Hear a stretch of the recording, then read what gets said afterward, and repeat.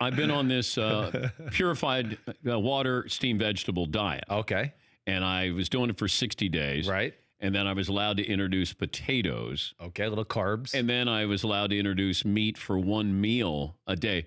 But I haven't had steak in 70 days. Wow. I try to live my daily regimen a little bit like what you're saying. I try to go meat one meal a day, and not always red meat. I try to limit the red meat a little bit, but I have a little theme where I go beans, not beef, right? I can't even have that. I can't have tofu, hummus. Right. Why not? What does that do to you?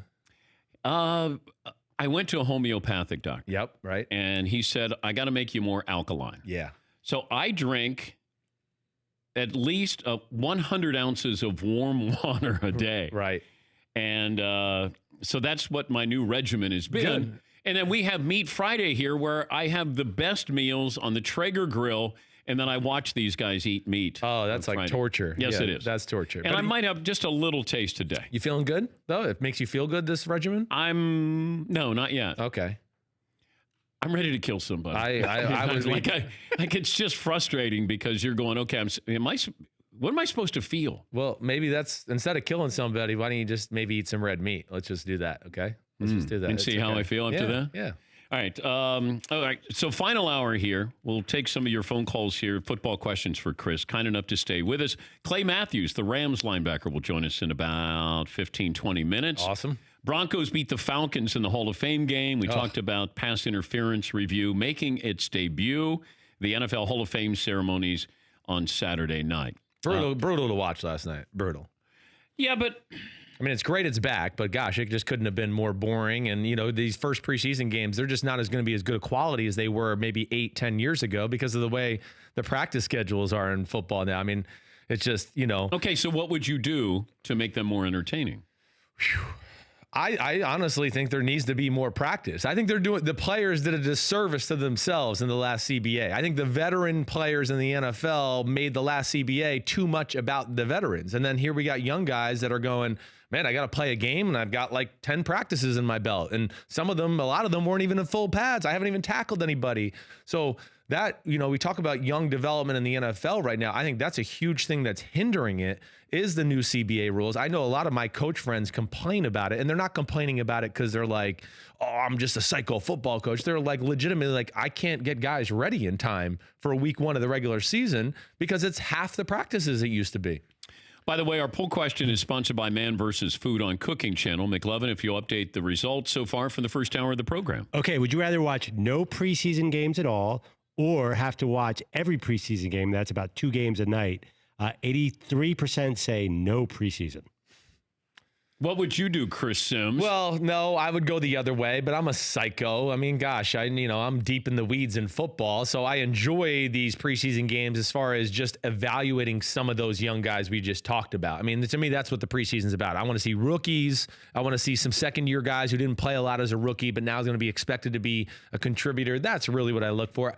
Like, hey, Julio Jones and Aaron Rodgers and Odell Beckham Jr., I don't need to see them do crap in preseason. I'm pretty sure, Julio will be able to catch a slant when it comes week 1 and ready to go. Help me with the philosophy of the Dallas Cowboys right now with Jerry Jones, who loves any microphone put in front of him, and therefore he's always going to be talking and saying something.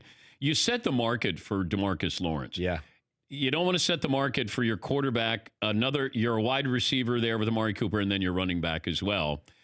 How does this scenario play out in Dallas? Yeah, it's a big question. They're a Super Bowl contender. Yes. They're in the Super Bowl window. I mean, when you evaluate the roster and you go, damn, they're good at just about every position on the field. Now, because of that, I think Ezekiel Elliott has great leverage because the offense is made about running the ball, keeping the time of possession. But can I pay him first before I pay the guys who were up before him? I hear you. I think so at this point right now. Running back to me, and I think a lot of people in the NFL, it's a little bit of a different entity altogether. I mean, it's the most physical position in all of pro sports. I mean, I don't think a heavyweight boxer takes the blows that an NFL running back does. I mean, it's every play. It's just one car crash after another.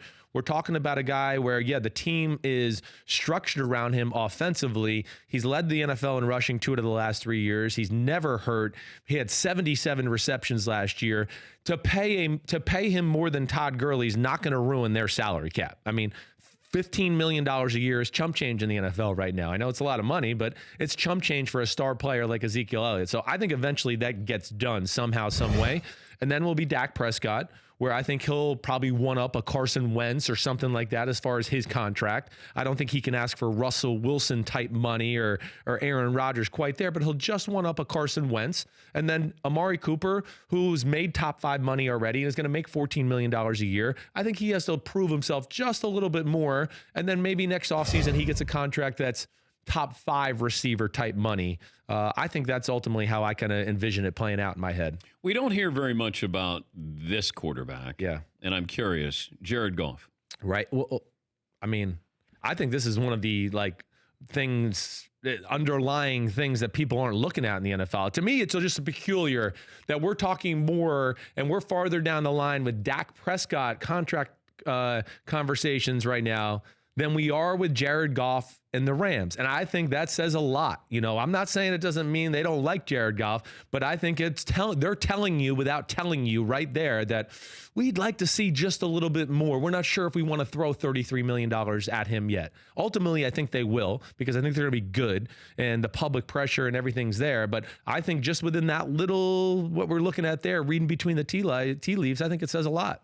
We got Clay Matthews coming up. Is Clay Matthews a Hall of Famer? Man, Clay's awesome. He's sixth among active players with 83.5 sacks. Yeah, I'm going to say no. An NFL legend, a Green Bay Packer Hall of Famer, goes on the Ring of Honor, does all of that. Well liked by the media. Well, he's been a great football player, and to stick up for him in this way too. Now, he got screwed over by the Green Bay Packers to a degree too, because he was a great football player to where, we have middle linebacker issues. We're going to move you from the position you're good at and take away from your career sack status and put you a middle linebacker, and that's going to hurt that overall prospect too. But I think an NFL legend, I think he maybe just misses out on the Hall of Fame. All right, some phone calls here for Chris Sims. John in Seattle leads us off this final hour. Hi, John. Oh, hi. Thank you. Talking about quarterbacks for Chris, what can Aaron Rodgers or even Tom Brady do that John Elway couldn't do and did at a higher level? He took a lot more abuse back then before they protect the quarterback like they do these days. Yeah. But I'd like to hear where you rank Elway, and not for the 2 Super Bowl wins, but taking 3 marginal Bronco teams to the Super Bowl. I don't see Aaron Rodgers on those teams or any of these quarterbacks. Yeah, I think Aaron Rodgers could do what John Elway did. And again, I know I'm in the minority. John Elway, Dan, you've heard me say this. I think he's the second greatest quarterback of all time. I would go Rodgers, Elway, and then Tom Brady. Okay. And John Elway's another perfect example of a little bit of a victim of his own greatness. I mean, where we went, he's lost 3 Super Bowls. How great is he? And the real thing is what our buddy there in Seattle was saying is going, no, there's nobody else in football that could have brought those teams to the Super Bowl. That's where it's unfair to always get into that type of argument. It's like LeBron and a few times with the Cavaliers. You're just like, I don't know many people in the history of the NBA that could have brought this team to the final, but now we're going to criticize him for losing the final. That's where it's not fair. Elway, phenomenal. I don't know if he was like, I'll say this much, as precision as a Brady and a Rodgers. Like, they can go through periods of time where they're surgical. Elway could go through periods of time where he might miss 4 or 5 throws. And you go, damn, how does John Elway miss that? But then, all of a sudden later in the quarter, he's got his mojo back and he hits 7 or 8 throws where you go, whoa, holy crap. Like, there's only like 5 people in the history of the sport that could have hit that throw or made that run and scramble. And that's where Elway was good. But yeah, I think that would probably be the area I look at where he's maybe not as great as a Brady or a Rodgers. It's just that surgical passing in the intermediate game. Dan in Wisconsin. Hi, Dan. Yeah, my question is that all these top-rated quarterbacks seem to be overrated because of the top 5 defenses that they have. Unlike Tom Brady, he had top 10 defenses. Joe Montana, same thing. Brett Favre had Reggie White. Rodgers had Clay Matthews there for a while. Sure. My question is, what about Dan Marino, Warren Moon, even Lynn Dickey? I'm in Wisconsin. Yeah. Come on. These guys are underweighted because of the bad defenses. Dickey used to put up 40 points, but the other team would put up 45. Yeah, I agree with everything you say there. My top 5 quarterbacks of all time, I would have Dan Marino number 5. I don't give a damn that he didn't win a Super Bowl. That's not fair. Again, it's 52 other guys. There's coaches involved. It's not fair to pin it on one guy. So this isn't end results as much as it is playing ability. Just the playing ability. I'm just evaluating the player. Like I've told you before, where I said Patrick Mahomes did not have the best year in college football a few years ago. He was not the best player in college football that year. But when the NFL evaluated quarterbacks, they said, ooh, that's the best quarterback in college football. And that's why the Chiefs traded up 18 picks. Same with John Elway, his senior year in Stanford. Same thing. They were, 4-7, something like that? Right. Yeah. But, when it came time to evaluate the quarterback, everyone went, no, John Elway is the best quarterback, but his team wasn't there good enough to, put him in the mainstream media and get all the hype that way. So I do look at that. And Marino is grossly underrated because of that aspect. My famous line is always this. I mean, if we're going to go by Super Bowl wins, then I want everybody to start putting Phil Simms in front of Dan Marino. And Dan, Big Dad ain't better than Dan. So sorry. It's just that I'd be lying if that was the case, But who do you like more, Marino or your dad? Well, oh gosh, I like my dad more, but okay. I love Dan Marino. I always have great laughs with him. He keeps it real. He's, I'm a big Dan Marino fan. All right. Nick in San Diego. Hey, Nick, your question for Chris Simms. What's up, Danny boy? Hey, what's going on, Chris? Tails never fails, buddy. Tails never fails. My question for Chris is, Mothership today had Derek Carr as the number 1 or the number 2 player to either step up or step out, and I just wanted to get your intake of what he has to do, and with Antonio Brown as an addition, in your opinion. Thanks, bud. Yeah, no problem. It's a huge year for Derek Carr. I mean, I am in the camp of if it's a below average year or an average year that, hey, I know that psycho John Gruden, he will look to replace you or at least make it a competition next year if it doesn't go smoothly. I do believe in Derek Carr still. I think there's some physical attributes there that I like. Let's not forget the team around him stunk last year. Is one of the worst offensive lines. He's battled little injuries the last 2 years with the back and all of that. I think their offense is going to be tough to deal with this year because I just think Gruden in year 2, Carr in year 2, he's got toys to play with. Antonio Brown, hey, we know that. Tyrell Williams, who came from the Chargers, that was a great addition. So the receiving core is going to be better. The O-line is going to be better. And the other aspect that I think is huge is their first-round pick, Josh Jacobs. Josh Jacobs, you heard it here first, will be their Alvin Kamara this year. You watch. He's going to be used in that same way. Sean Payton, Gruden, it's the same type of offense. They know how to use the back out of the backfield. And I think you're going to see Josh Jacobs with Alvin Kamara type stats, maybe, 900 yards rushing and like 700 yards receiving, somewhere along those lines. I think their offense will be a handful for defenses this year. And Jacobs, the running back out of Alabama. Right. Rick in California joins us. Hey, Rick, your question for Chris Simms. Hey, what's up, Dan? Big fan, man. Thank you, sir. What do you have? My question for Chris is, how do you think Jimmy Garoppolo is going to do this season in my 49ers? Who's going to have the best record, Rams or us? Yeah, well, okay. I mean, if you made me bet right now, I'm still going to give the Rams the best record if I had to put money down. But I think the 49ers are one of those teams that I've put a little asterisk next to say, ooh, this could be one of the risers of the league this year. Well, people thought that last year, then Garoppolo got hurt. Yes, they did. I think people thought they could win 9 games last year. Right, and I can promise you, I was telling people to pump the brakes on that last year. I think this year is the year that it sets up to be that way. Garoppolo is the big question mark. We really don't even know. For a guy that's making $27.5 million, it's amazing. We don't really know anything about the guy yet. So there's some unknowns there. But the team around him, everything is going in the right direction. First of all, the defense was phenomenal there last year. It really improved. I think they're a top 10 defense in football now, especially with Quan Alexander, D Ford, Nick Bosa on the edge. So I look at that aspect. The defensive line really good. O-line, really good. I mean, it's the same unit bringing back, and they got a lot of good players there with McGlinchey and Staley and Weston Richburg, who's one of the better centers, so they're going to be good there. We know the Shanahan run game.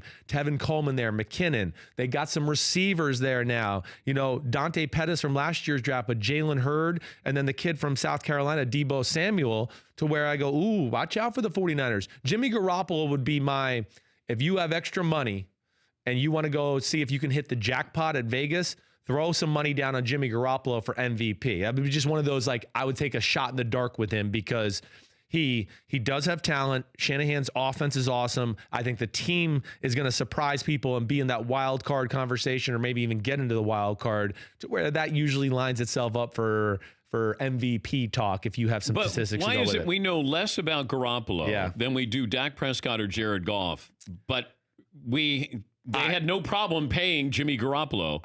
Because if he came from another system other than underneath Brady and the Patriots. That's a big part of it. You're exactly right, Dan. I mean, that added to the perception around him. Oh, he's going to be good. Bill liked him. Bill liked him. Even though none of the other guys who were there with Brady have really developed. No, I think it is all that and then desperation on the 49ers at the time. If you remember, they were 0-10. And we were going, oh, gosh, what are they going to ever win a game? And I think they realized they definitely needed a quarterback. They couldn't wait for the free agency. Oh, can we get Kirk Cousins? And what if we don't? Then we're going to be screwed over. So I think the desperation of the 49ers at the time and then the New England factor, like you're bringing up, played a big part. And, yeah, that's where Dak Prescott probably starts his contract negotiations. He goes, I would think. I mean, I'm not taking less than 27.5. I know that. Let's just work our way up. When do you make your Super Bowl pick? Coming up here in the next, I think, 2 weeks or so. I am not there yet. I got to hash this out. I was afraid you were going to ask me that on the car ride up here, and I was kind of like going, gosh, okay. I was trying to throw out names just in case you asked me, but I don't know that yet. I'm not ready for that yet. Do you have a surprise pick, possibly? Definitely. I think, okay, teams that I think, I'm not saying playoffs, but are going to be in the conversation right off the bat. The Jets and the Buffalo Bills, I think, are going to be a pain in the butt for a lot of teams this year. I'll say them. So they might make the playoffs. Might make the playoffs, but I think you're going to see dramatic turnarounds from both organizations. I'm with you on the Jets. Okay. Okay. Now, the other team I'd say was surprise. A team that I'd say watch out for, to me, in the AFC more than anybody this year is the Jacksonville Jaguars. I think the Jacksonville Jaguars is the team that I'd say to watch out for. Got injured last year on the O-line. So that was a big aspect of it. Yeah, showed their immaturity a little bit. And when they got injured on the O-line, hey, I hate to go back here, but then it made them have to be a passing team. And you know my thoughts about the quarterback that was there and him passing the football. Are you sold on Nick Foles? I'm sold on him that with the right pieces around him, he can win football games. See, my question is skill position. Yep. And does Leonard Fournette want to play? I get you. Leonard Fournette's the big question mark. He's a stud as far as talent is concerned. Yeah. But they showed their immaturity across the board last year, and I'm a huge Jalen Ramsey fan, but him spouting off before the year and doing all that. And yes, you're right with the Fournette situation. Fights at practice, fights in the locker room, all of that. But I just think the defense is still one of the most talented in football. Doug Marrone, great O-line coach, and they have a big physical unit there and sneaky wide receivers. And, of course, the Nick Foles factor I look at and go, yeah, watch out for Jacksonville. You know who I love is Paris Campbell. Oh, Dan? I just think with Andrew Luck, if he's healthy, and T.Y. Hilton, Campbell's good, man. He's really good. I'm one of the most underrated players coming out in the draft, I thought. I thought he was in the conversation for the best receiver. Again, stats weren't, always like off the charts, but he can do things that other guys can't. I mean, hey, I just don't know a lot of receivers in college football last year that could take an end around and just go by the Michigan defense down the sideline for 80 yards. Yeah. Didn't happen very much. Or, catch a short, shallow cross and then, whoa, oh my gosh, he's outrun everybody on the field once again. I mean, those are special things. Those are, attributes where I look up where we could set up to be a superstar.